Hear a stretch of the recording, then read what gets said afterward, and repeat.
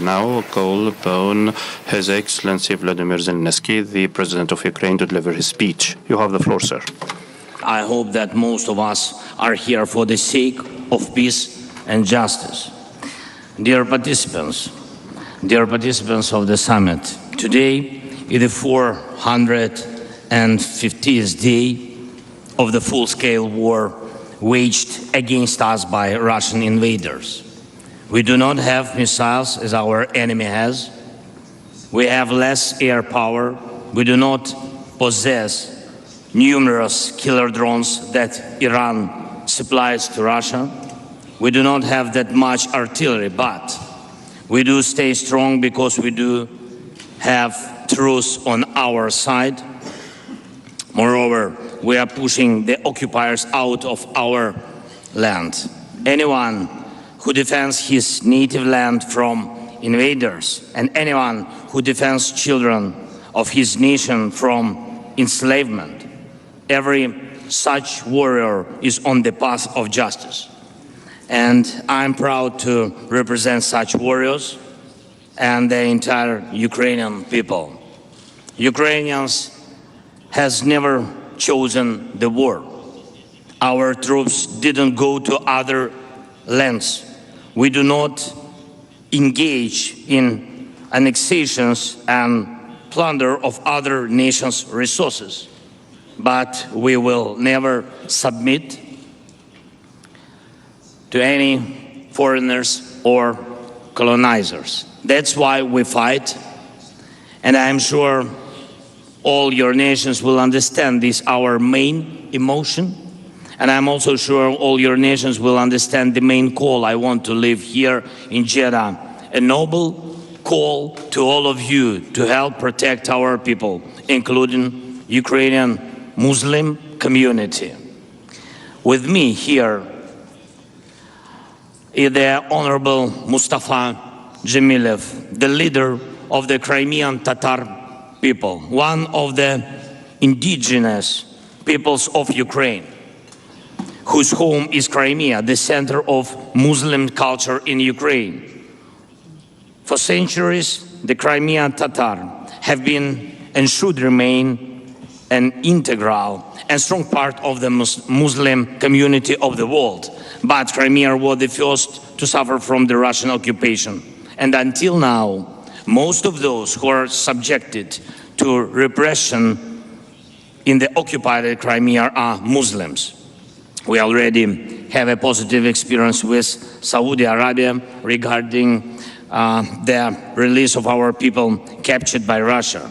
We can expand this experience. And even if there are people here at the summit who have a different view on the war on our land, calling it a conflict, I'm sure that we can all be united in saving people from the cages of Russian prisons.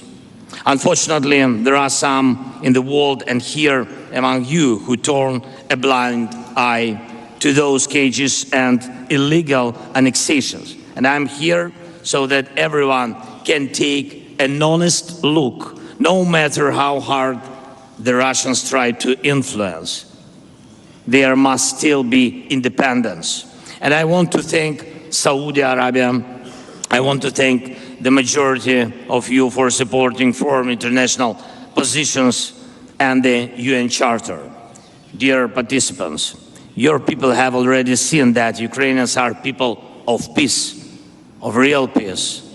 In 2021, we made a priority. Ukraine opens to your people and the people of Saudi Arabia and United Arab Emirates, Oman, Bahrain, Kuwait got to know Ukraine. And I'm happy that your tourists were able to see the splendor of spring in our capital, in Kiev, and the majesty of the Carpathian Mountains. I believe that one day your people will come back also to see our Crimea, Ukrainian Crimea, free from Russian occupation and humiliation.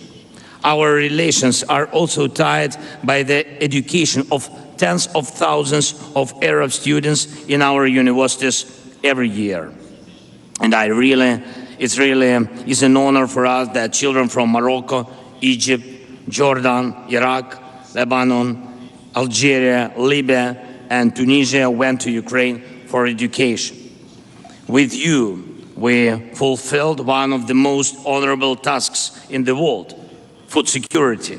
Ukraine traditionally supplies your countries with wheat and other agricultural products. We were glad to welcome the investments of the Arab nations, as well as the investments of Qatar in the port infrastructure.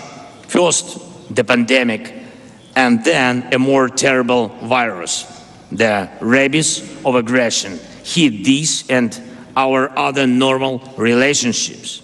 And I'm more than sure that none of you will agree to surrender a third of your country to the invaders. And I'm more than sure none of you would watch without a fight how foreigners steal the children of your people. Hundreds of thousands of our children are deported to Russia, separated from their relatives. And there in Russia, they are trying to teach our children to hate their natives. And I'm more than sure that none of you would admit the military occupation of a nuclear plant to use it to blackmail the world with nuke disaster. Look at how much suffering the long-term wars have brought to Libya, Syria, Yemen, how many lives have been wasted by years of fighting in Sudan and Somalia, in Iraq and Afghanistan. Everyone who adds to suffering by his new aggressions, everyone who sows enmity, everyone who wants to bring back the old days of invading empires that didn't count with the will of independent nations. Every aggressor goes against the world and will be cursed by the people. And I greet everyone who is ready to join us on the path of justice. Ukraine proposed the peace formula to end the war. You can see how it works on the example of food security, one of the points of our formula. Even when the war is thrown into our home, we do everything so that the homes of other peoples also survive. We managed to launch the Black Sea Grain Initiative and partially lift the Russian naval blockade of our ports.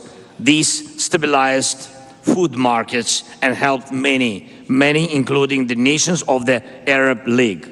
The implementation of another point of our peace formula will also help many, the return home of all captives and deportees.